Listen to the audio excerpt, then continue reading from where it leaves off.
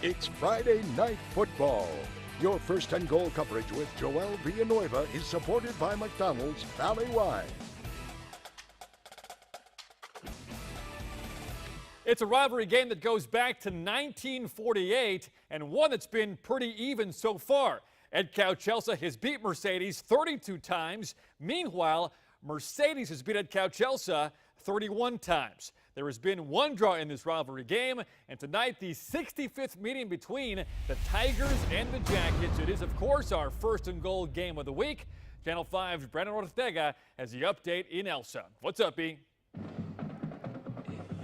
Hey there, Joel. Good to be with you. Tonight, this one, a lot on the line. Mercedes and Edcouch Elsa both already with the district loss. So the winner tonight could stay in contention for a district championship. And not to mention, of course, bragging rights up for grabs. With the band right behind us, they are ready to go. As we take a look at the highlights now, what a scene before kickoff. The Tigers storming onto the field. Sold out crowd right in front of them. And the Jackets, no pep talk necessary. They were locked in from the start. All right, Tigers, first quarter. Mark Ledesma, quarterback keeper, and he is going to trot his way into the red zone.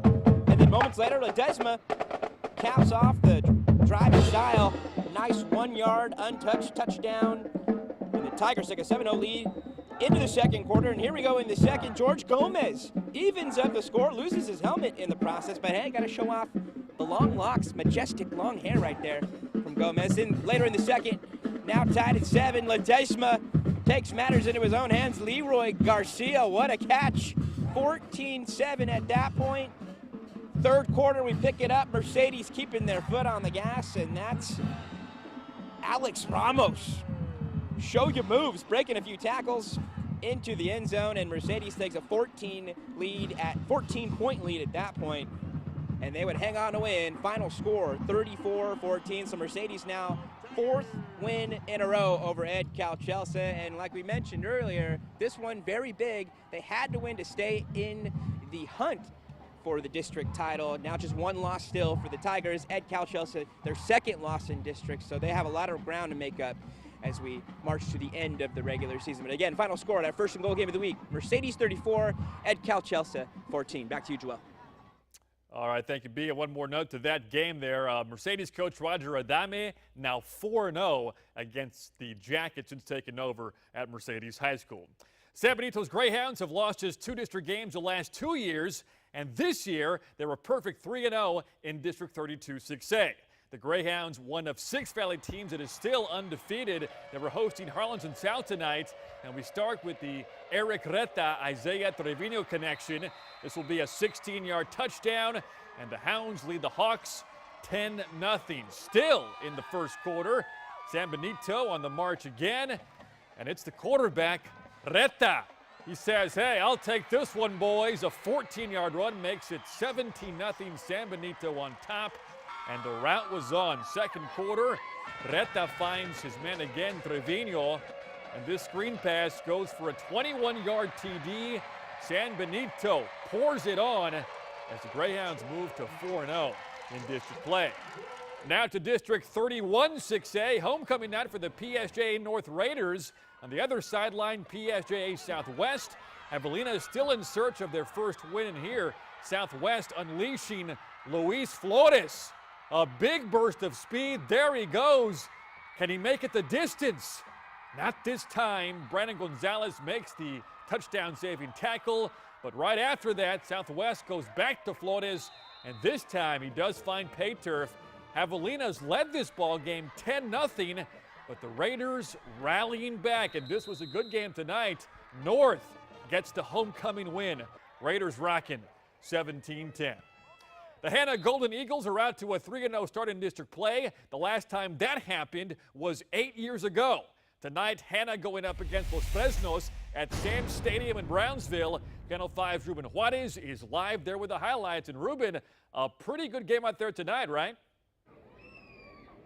Yeah, that's right, Joel. The Eagles are flying high this year in 2017 at 5-1.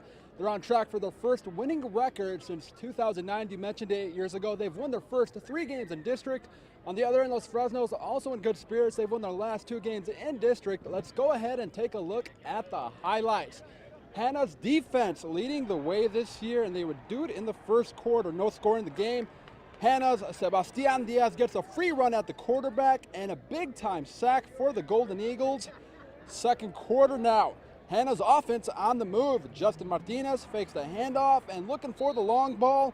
Rolando Ramirez says, hey bro, toss it up and let a brother eat. Ramirez with a fantastic snag that sets up Miguel Payan for the field goal. It's up and it's good. Payan also had an interception in the first half. Hanna up 3-0.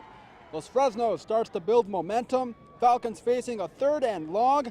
Charles Chapa to Nicholas Valencia for the huge pickup. Later in the drive, same two guys on the screen pass. Valencia with a bunch of blockers in front of him. He takes it 43 yards to the house. Los Fresnos up 7-3 at the half. However, Hanna comes back to win 10-7 with a touchdown in the fourth quarter. The Eagles defense had a huge stop late in the fourth quarter. Los Fresnos had a chance to tie the game with a field goal, but it was just a bit wide. So Hanna coming out victorious tonight. They're 4-0 in district play and getting ready for a big-time matchup next week against San Benito, the Greyhounds. As for Los Fresnos, they'll also have a tough matchup next week against Harlan. Joel, that's the story from here at Sand Stadium in Brownsville. Let's send it back to you in the studio. All right, thank you, Ruben. We take you now to Edinburgh, a 31-6A battle between sister schools, Edinburgh North and Economedes. And check out that catch there. That is Jose Sauceda for Econ, who somehow makes the catch with defenders all over him. Econ up 7-0. Later in the second quarter, Edinburgh North quarterback Isaiah Rangel finds Christian Flores, who picks up the first down. A few plays later, Cougars give Rangel the call, and he finds the end zone. But now in the fourth quarter, the Cougars lead the Jaguars 28-14. The Mustangs from McAllen Memorial looking to keep their win streak going. Memorial 3-0 in district play. The Mustangs at home tonight to face La Jolla. The Coyotes 0-2 in district. And we start the highlights here with the Mustangs coming out in those nice uniforms. And there is Campbell Spates with a big run for Memorial. He gets taken down there. But later in the second quarter, check this out. The Mustangs on defense, Axel Hernandez scoops up the fumble, and he's taking this one all the way back. Memorial out to a 10-0 lead. Eddie Villarreal gets a touchdown here for Los Coyotes, but it is the Mustangs with the win. They're now 4-0 in district play, 24-7 the final from McAllen. All right, Snakes, and some more snakes. It was the Snakeskin Classic in Mission tonight, matching Pioneer and Sharyland.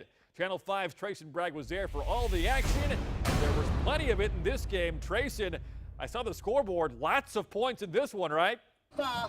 On the offense, number 30. Joel, you know I love a big-time rivalry game, and we had a huge one here tonight. Both teams were chomping at the bit to get this game started, and once that opening whistle blew, believe me, Joel, we had a good old-fashioned Texas shootout that's still going on here. So, Joel, let's not waste any more time. Let's get right to the action.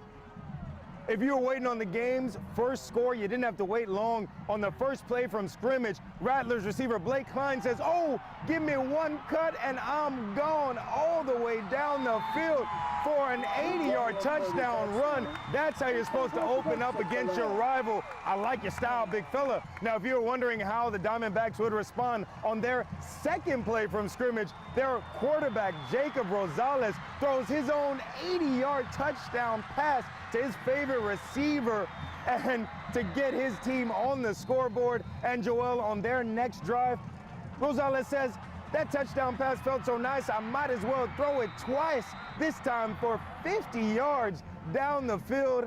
Later in the half, the Rattlers would run this reverse pass, or this reverse run, and look at this, oh so beautiful, whoop, spin move, and now look at the power to get in the end zone. I call that play the beauty and beast because it had everything in it on that touchdown run, Joel. And just to give you a heads up on how competitive this game has been in the first half, Joel, there were 63 points scored in the first half. You can see behind me, this game is still going on. Right now, the Rattlers are winning by a score of 49-41. But really, with the way this game's been, you never know who's going to be winning in the next minute. But we'll keep you posted, Joel, in Sharyland. I'm Trayson Bragg, Channel 5 Sports.